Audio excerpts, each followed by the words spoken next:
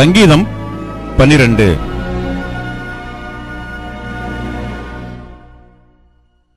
செமினித் என்னும் எண்ணரம்பு கிண்ணாரத்தில் வாசிக்க ராகத் தலைவனுக்கு ஒப்புவிக்கப்பட்ட தாவீதின் சங்கீதம். ரட்சியும் கர்த்தாவே, பக்தி உள்ளவன் அற்றுப்போகிறான். உண்மை உள்ளவர்கள் மனுபுத்திரரில் குறைந்திருக்கிறார்கள். அவரவர் தங்கள் தோழரோடே பொய் பேசுகிறார்கள்.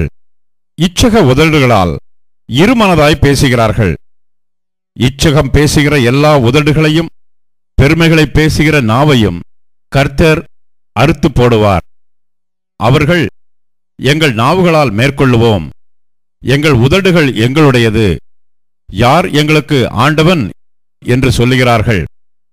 ஏழைகள் பாழாக்கப்பட்டது நிமித்தமும் எளியவர்கள் விடும் பெருமூச்சின் நிமித்தமும் நான் இப்பொழுது எழுந்து அவன் மேல் சீறுகிறவர்களுக்கு அவனை காத்து சுகமாய் இருக்க பண்ணுவேன் என்று கர்த்தர் சொல்லுகிறார்.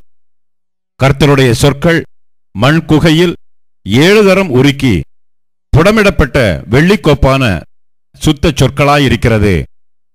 கர்த்தாவே, நீர் அவர்களை காப்பாற்றி அவர்களை என்றைக்கும் இந்த சந்ததிக்கு விலக்கி காத்துக் கொள்ளுவீர்.